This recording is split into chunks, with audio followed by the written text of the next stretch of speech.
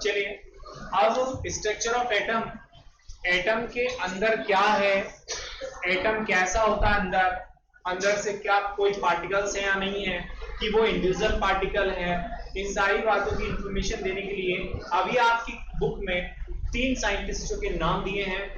एक तो J Thomson है, दूसरा जो है Rutherford nuclear model of atom है, और तीसरा बोहर एटॉमिक मॉडल है। बेटे नहीं इसमें अब एक के बाद दूसरा है, दूसरे के बाद तीसरा जो कॉन्सेप्ट है, ऐसा क्यों हुआ?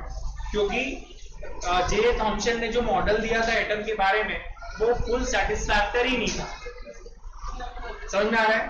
होल इंफॉर्मेशन रियल इंफॉर्मेशन नहीं दे पाया, उसमें बहुत सारे ड्रॉबैक रह गए, इसीलिए इस लॉ को हटा, इस मॉडल को क्या कर दिया गया, हटा दिया गया, थॉम्सन मॉडल ऑफ एटम को हटा दिया। इसके बाद में उन सारे ड्रॉबैक को दूर करने के लिए वैज्ञानिक रदरफोर्ड ने न्यूक्लियर मॉडल ऑफ एटम दिया। ठीक है, ये बहुत ज्यादा हद तक काफी सही रहा, लेकिन इसमें भी कुछ क्या आ गए थे, ड्रॉबैक आ गए थे, दोष आ गए थे। उनको दूर करने के लिए बोहर वैज्ञानिक ने एक मॉडल दिया जिसे बोहर एटॉमिक मॉडल कहते हैं। तो अभी कितने लॉ पढ़ने हैं आपने को, कितने मॉडल, कौन कौन से? Thomson model of atom, Rutherford nuclear model of atom and Bohr atomic model. बेटे ने यही समझना। यहाँ पे J Thomson model of atom ये कहते हैं कि एटम जो है, उन्होंने जानकारी दी हुई कि एटम जो होते हैं, एटम एक स्फेरिकल बॉडी है, स्फेरिकल पार्ट है, स्फेरिकल बॉडी है, और इसके अंदर जो है इलेक्ट्रॉन डिस्ट्रीब्यूटेड रहते हैं। जैसे वाटरमेलन के अंदर उसके शीट रहते हैं, उसके बीज बिखरे हुए रहते हैं, उसी प्रकार से एटम के अंदर इलेक्ट्रॉन डिस्ट्रीब्यूटेड रहते हैं, और इनके बीच में जो रिपल्शन फोर्स लगता है उनको बैलेंस करने के लिए बीच बीच में प्रोटॉन भी रहते हैं। यही बात समझ में आ रहा सभी को? मतलब electrons are distributed in whole part of internal part of the atom, like seed of the watermelon, seeds of watermelon, and for balancing to the repulsion force between the electrons, ठीक है, positively charged particles are also distributed between the electrons of the atom। ठीक है, ये model जो था वो तो J Thomson atomic model था, लेकिन ये पूरी तरह से सेटिस्फाइड नहीं कर पाया दूसरे साइंटिस्टों को। उन्होंने कहा कि ये पूरी तरह से एक्चुअल इंफॉर्मेशन नहीं दे पाया, इसीलिए इस लॉ को क्या कर दिया गया, इस मॉडल को कैंसिल कर दिया गया। तब वैज्ञानिक हुए जिनका नाम था रदरफोर्ड। रदरफोर्ड ने एक अल्फा पार्टिकल स्कैटरिंग एक्सपेरिमेंट किया। अल्फा पार्टिकल स्कैटरिंग एक्सपेरिमेंट कैसा होता बताने वाला हूं। उसमें जो है उन्होंने गोल्ड की फॉइल पर अल्फा पार्टिकल को बम्बार्ड किया, और उसको बम्बार्ड करने के बाद में गोल्ड की फॉइल पर जो गोल्ड के एटम थे, उसके एटम के अंदर न्यूक्लियस को उन्होंने स्टडी किया, डिस्कवर किया वैज्ञानिक रदरफोर्ड, और उन्होंने उसके बाद में उसको न्यूक्लियस का नाम दिया गया, सेंटर पार्ट को जहां प्रोटॉन रहते हैं। ठीक है, तो एटम जो है स्फेरिकल पार्ट होता है, जे थॉम्सन ने बोला। जब अल्फा पार्टिकल स्कैटरिंग एक्सपेरिमेंट हुआ तो न्यूक्लियस की डिस्कवरी होगी। उन्होंने ये बोला उस मॉडल में कि इलेक्ट्रॉन्स न्यूक्लियस के अराउंड क्या करते हैं, रिवॉल्व करते रहते हैं। उन्होंने ये भी बताया कि जब इलेक्ट्रॉन न्यूक्लियस के अराउंड रिवॉल्व करेगा तो कोई एनर्जी को, सॉरी जो है जैसे रिवॉल्व करेगा वो एनर्जी को क्या करेगा, रेडिएट करेगा। ये बात वैज्ञानिक लोगों को समझ में नहीं आई। उन्होंने क्या बोला, दूसरे वैज्ञानिक ने, न्यूटन ने क्या बोला कि भाई जब इलेक्ट्रॉन जो है न्यूक्लियस के चारों तरफ रिवॉल्व करेगा और उसकी एनर्जी कंटिन्यू को रेडिएट करेगा, निकालेगा, इमिट करेगा, तो उसका पाथ भी धीरे धीरे क्या होना चाहिए, छोटा होना चाहिए, डिक्रीज होना चाहिए, और धीरे धीरे करके वो इलेक्ट्रॉन धीरे धीरे आकर के कहां गिर जाएगा, न्यूक्लियस के अंदर जाके गिर जाएगा, क्योंकि न्यूक्लियस तो पहले डिस्कवर हो गया था। ठीक है, रदरफोर्ड ने डिस्कवर कर दिया कि बीच वाले पार्ट में एटम होता है, सॉरी न्यूक्लियस होता है, और इलेक्ट्रॉन रिवॉल्व करेगा, इलेक्ट्रॉन कंटिन्यू एनर्जी रिलीज करेगा, और उसका पाथ छोटा होता जाएगा। एक कंडीशन में न्यूक्लियस के अंदर क्या हो जाएगा, गिर जाएगा, और न्यूक्लियर फिजन हो जाएगा, जिससे बहुत सारी एनर्जी रिलीज होगी, जिससे एटम कोई भी स्टेबल नहीं रहेगा। इस बात को सेटिस्फाइड नहीं कर पाया वैज्ञानिक रदरफोर्ड का model.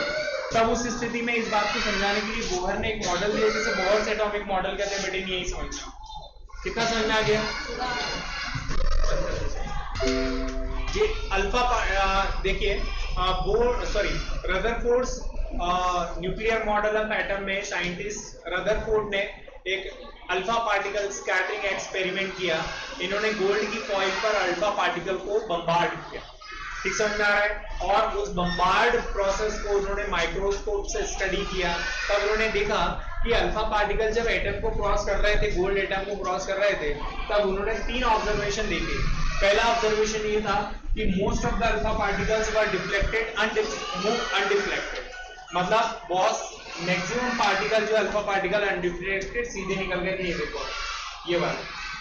And few particles are deflected by the small angles, कुछ पार्टिकल छोटे से एंगल से डिफ्लेक्ट हो गए।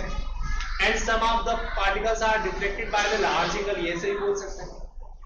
And one alpha particle out of 20,000 particles deflected by with the 180 degree angle which move towards the center of part of the atom, जो centre part of the atom की ओर move कर रहा था 180 degree के angle पर deflect होकर के सीधे वापस आ गया।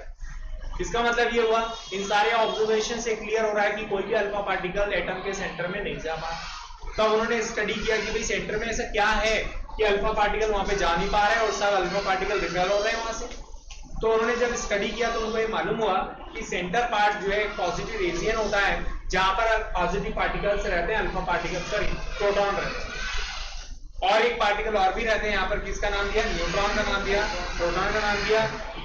ये दोनों पार्टिकल जिस रीजन में रहते हैं उस रीजन का नाम क्या दे दिया इन्होंने, न्यूक्लियस का नाम दे दिया बेटे, नहीं आई समझ। इस तरीके से न्यूक्लियस की डिस्कवरी हुई थी। अब इस ऑब्जर्वेशन को फिर से मैं बोल के दिखा देता हूँ। ये जो अल्फा पार्टिकल स्कैटरिंग एक्सपेरिमेंट है, इसके 3 बेसिक ऑब्जर्वेशंस हैं उनके। पहला ऑब्जर्वेशन ये है कि मैक्सिमम अल्फा पार्टिकल अनडिफ्लेक्टेड सीधे चले गए, most of the alpha particles were undeflected and move on the straight path, ये वाले पार्टिकल जो सीधे निकल गए। इसके बाद में few particles were deflected by the small angle, छोटे से एंगल से कुछ पार्टिकल डिफ्लेक्ट हो गए थे। एंड है ना one alpha particle out of 20,000 alpha particles deflected with a 180 degree angle, ठीक है, and it comes back, ठीक है, वापस चला। कोई भी, बस ये 3 ऑब्जर्वेशन, यहां पर कोई भी अल्फा पार्टिकल जो है सेंटर को टच नहीं कर रहा, because alpha particles repel from the centre of the atom, centre से वो रिपेल हो रहे हैं। तब वैज्ञानिक ने स्टडी करने के बाद में पता लगाया कि सेंटर पार्ट के अंदर 2 प्रकार के पार्टिकल रहते हैं एटम के, प्रोटॉन और न्यूट्रॉन, ठीक है। इस पॉजिटिव रीजन को एटम के क्या नाम दिया उन्होंने, न्यूक्लियस का नाम। और न्यूक्लियस में पॉजिटिव प्रोटॉन रहते हैं जो अल्फा पार्टिकल को क्या कर रहे थे, रिपेल कर रहे थे, जिसकी वजह से कोई भी अल्फा पार्टिकल यहाँ पे नहीं जा पाया।